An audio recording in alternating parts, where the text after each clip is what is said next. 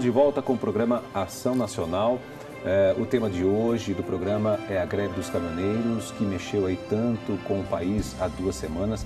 E eu estou aqui batendo um papo com o Fabrício Pessato, que é mestre em teoria econômica e também engenheiro civil e especialista em transporte, Daniel Ferreira. Bom, um fato interessante que a gente estava falando no bloco anterior, eu queria só retomar um pouco. A cidade de Bauru, aqui no interior de São Paulo, ela teve poucos problemas no que diz respeito à falta de combustível. A cidade não depende de transporte de caminhões. Isso foi um fato interessante que ocorreu. Será que isso aí não serviria de exemplo para outras cidades? Aliás, só para vocês entenderem, o transporte lá, a maioria dele é feito com estrada de ferro. Então, o combustível chegava através da estrada de ferro, não dependia dos caminhões. Então, foi uma das cidades que conseguiram aí sobreviver diante da crise que gerou em todo o país, né? É um dos exemplos que a gente estava falando aqui agora, né? Por que não explorar mais o transporte pela malha ferroviária? Via ferroviária, né? O grande problema que a gente percebe é o descaso com relação aos traçados das linhas férreas, né? Então você vê que os leitos ferroviários eles são cada vez mais abandonados, eles não é investido inclusive na manutenção desses leitos. Então aquelas cidades que ainda têm um leito ferroviário que consegue usufruir desse leito, realmente o pessoal tem utilizado bastante a carga, inclusive eu tenho visto uns dados da questão de transporte ferroviário e houve até um pequeno aumento de 2017 para 2016. Então, de fato, ele tem aumentado, ele se mostra necessário. O problema, de fato, é o investimento. O investimento na questão da ferrovia, a gente precisa trazer para os nossos representantes, né, ou dar consciência para os nossos representantes da importância desse investimento e que, de fato, é necessário. É um investimento que vai ser muito bem apropriado, tanto pelas cargas como pelos passageiros. Mas a gente tinha, né? Eu me lembro que na época, falando assim da época do militarismo, né, tinha um transporte mais ativo na malha ferroviária. Aliás, se a gente mesmo aqui olhar para a nossa região, a gente tinha vários sistemas ferroviários que percorriam e foram desativados, né? A gente sabe que muitos foram saqueados, os dormentes foram retirados, você acaba vendo esse tipo de coisa acontecer, né? Assim, praticamente foi abandonado de um período, acho que depois da década de 80, década de 90 principalmente, foi o que mais se abandonou isso, né? É verdade. Eu gostaria até que o professor Fabrício comentasse sobre isso, que ele tem uma leitura bem interessante sobre esse assunto. O que acontece, esse período que você está falando, final dos anos 1970, nós atravessamos os anos 1970, segundo o PND, que é o período dos governos militares, né?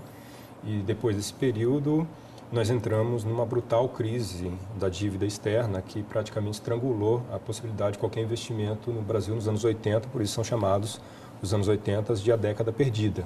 Então, o que acontece? É um momento em que a gente praticamente não tem nenhum tipo de investimento público de grande expressão. Foi o momento em que a gente teve a paralisação dos investimentos em infraestrutura de maneira geral, linhas telefônicas, então foi um momento bastante complicado.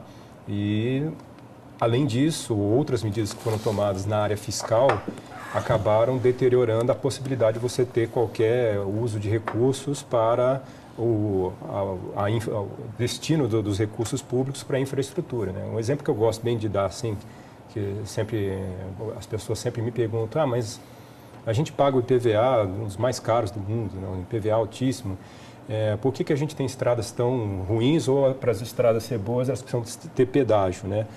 A explicação é simples, o IPVA tem o nome de imposto, o imposto significa que ele é recolhido pelo poder público e a letrinha I de imposto desobriga que o governo dê um destino certo para aquele imposto que foi arrecadado. Até 1985, nós não tínhamos IPVA, nós tínhamos um tributo chamado Taxa Rodoviária Única. O que era a Taxa Rodoviária Única? Era um recurso arrecadado pelo ente federal. Esse recurso ele era 100% destinado à construção e manutenção das vias e rodovias. Quando a gente trocou a letra T pela letra I, você continuou tendo a cobrança dos recursos agora na esfera estadual, mas a obrigatoriedade do uso dos recursos, como que mágica, desapareceu. Então, os governos simplesmente pegaram esses recursos e passaram a usar para outros fins, por exemplo, para pagar gasto com servidor público, pagar a rolagem de títulos da dívida, então ele foi para outros pagamentos e acabou não tendo o destino certo.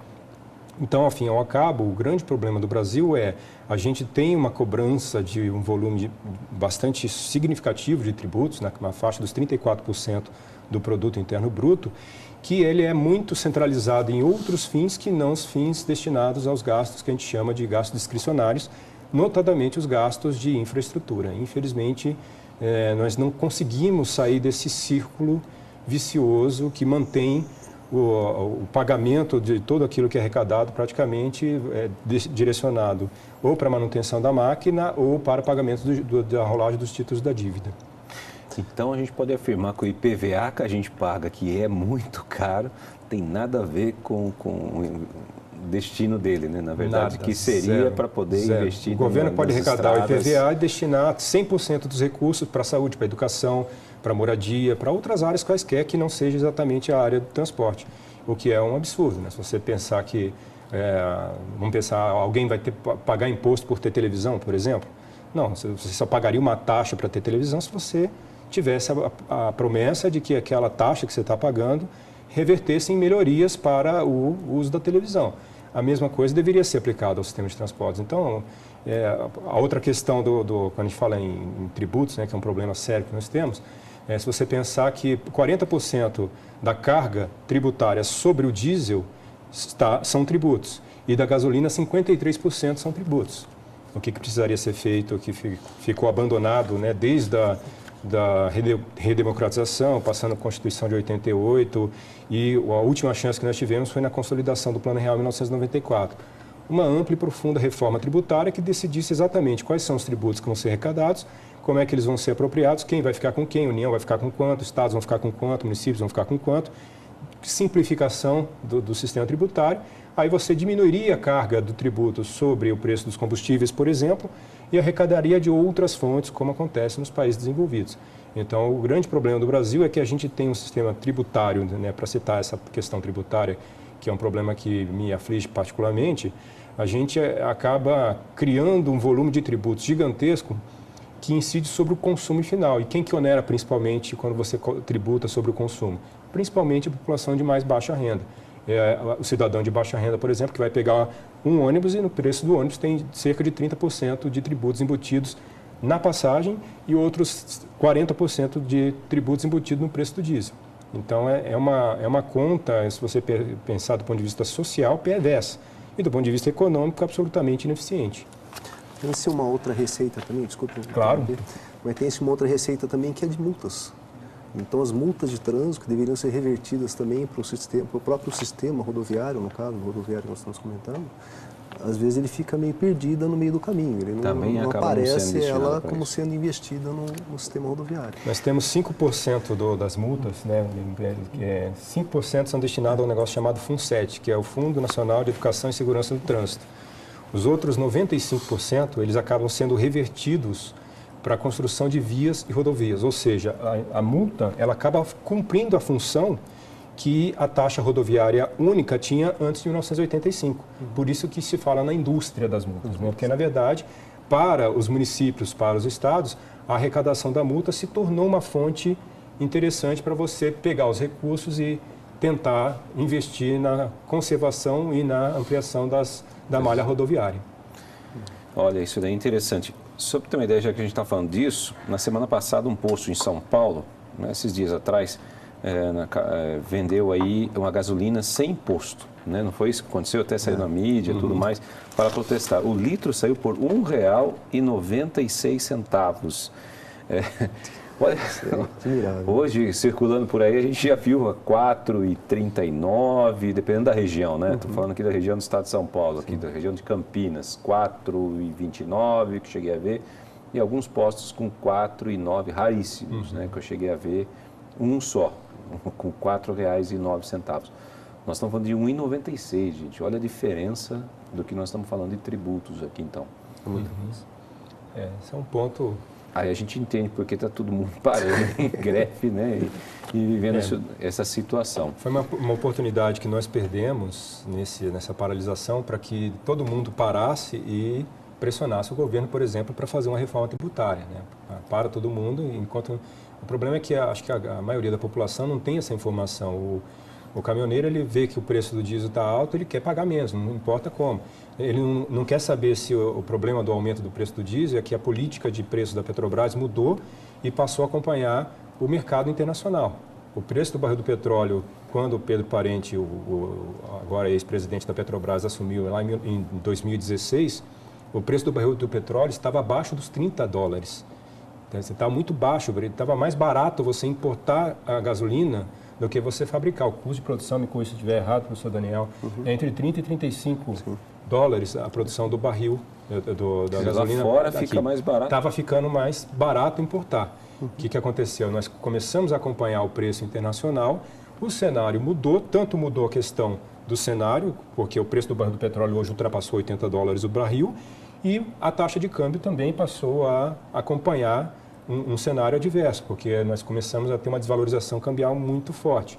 E aí tudo isso colocado na ponta do lápis, aumentou brutalmente o preço do diesel e da gasolina, que são os combustíveis notadamente que nós estamos discutindo aqui, e a Petrobras continuou adotando essa política de manter a regra do mercado para financiar os investidores. O que o governo fez? O governo criou alguns tributos, umas desonerações, alguma coisa toda, reonerações para outros setores, cortou recursos da área da saúde, da educação, da infraestrutura, para, no final das contas, transferir dinheiro de um setor, que é o setor público, para os acionistas da Petrobras. Isso, infelizmente, não foi muito divulgado ou ficou meio camuflado, né? As pessoas não entenderam muito bem isso. O que está acontecendo é isso. Nós estamos tirando dinheiro de recursos públicos, ou seja, do meu, do seu, dos nossos impostos, e direcionando para os acionistas da Petrobras. Agora a Petrobras sinaliza uma mudança na constituição dos preços, diminuição das importações, ocupar parte da capacidade ociosa que tem lá, né, de refino do petróleo, né? Começaram a redirecionar para isso e talvez baixe um pouco mais, mas demorou muito para esse tipo de ação acontecer. Porque eu até ia fazer essa pergunta, a gente não é quase 100% sustentável, produtor, né? Sustentável, fala? Isso. Pelo que eu tenho lido, nós conseguiríamos atender toda a demanda nacional. Com pelo menos o que eu pré-sal, tenho visto já com a instalação do pré-sal, né? Porém, é até interessante, né, a gente comentar um pouquinho sobre isso, o porquê da gente manter essa matriz energética, né, de fósseis, né? Por que a gente continua ainda com combustíveis fósseis? A gente tem um álcool, precisava tentar melhorar um pouquinho isso, né? Já existem outros tipos de sistemas, né, sistemas elétricos. A gente vê, por exemplo, falando um pouquinho da nossa cidade de Campinas, nós temos rodando no sistema de transporte público 12 veículos, 12 ônibus elétricos, né? Então é uma coisa que é uma inovação. É claro que ele não tem ainda, ele não consegue operacionalizar durante todo o tempo necessário que um ônibus convencional faz num tanque cheio, por exemplo, de diesel, né? Biodiesel, na verdade, aqui se usa biodiesel. Mas o que se tem, uma coisa interessante para se pensar bem, é essa matriz energética, né? Se a gente fala, por exemplo, de ônibus, por que a gente não parte, por exemplo, para um veículo leve sobre trilho movido a eletricidade? Um VLT, por exemplo. Então, é uma coisa para se pensar nesses tipos de sistemas de transportes também, estou falando especificamente de passageiros, né? Que é uma coisa para se discutir um pouco, traria uma sobra de produtos fósseis para outros tipos de transporte, por exemplo, de carga rodoviária, se fosse esse caso. O que a gente percebeu muito, né, pegando um pouquinho, por que cresceu tanto os veículos, né, nesses últimos anos, né, no Brasil, é que houve uma facilidade de financiamento muito grande, houve uma tendência as pessoas deixarem de andar a pé ou deixar de usar outro sistema de transporte público para poder utilizar o seu próprio veículo, ou adquirir sua própria moto, né, por exemplo. Isso trouxe, na verdade, um consumo maior também de combustível. Sim, sem dúvida. E esse consumo maior, ele está procura e oferta, né? Aí o governo também cresceu os olhos diante dessa linha de consumo que ele pode render mais imposto para ele, né? Começou a acontecer esse tipo de coisa também. Eu acho que, somando tudo, na verdade, quem está pagando, na verdade, por isso somos nós. Nós cada vez encontramos vias mais congestionadas, mesmo nas rodovias, nas entradas das cidades, né? Não adianta você ter... urbana está caótica. Está caótica. Não adianta você ter uma rodovia que você consegue transitar com caminhões, com veículos, chega na entrada das cidades, estão todas congestionadas. Sim. Mesmo cidades pequenas, não estamos nem falando de cidades grandes. Bom, gente, a gente precisa ir para um rápido intervalo e vocês vão descobrir uma coisa muito interessante que eu vou falar quanto custa o preço da gasolina na Venezuela. Vocês vão se assustar. Vamos para um rápido intervalo, voltamos já.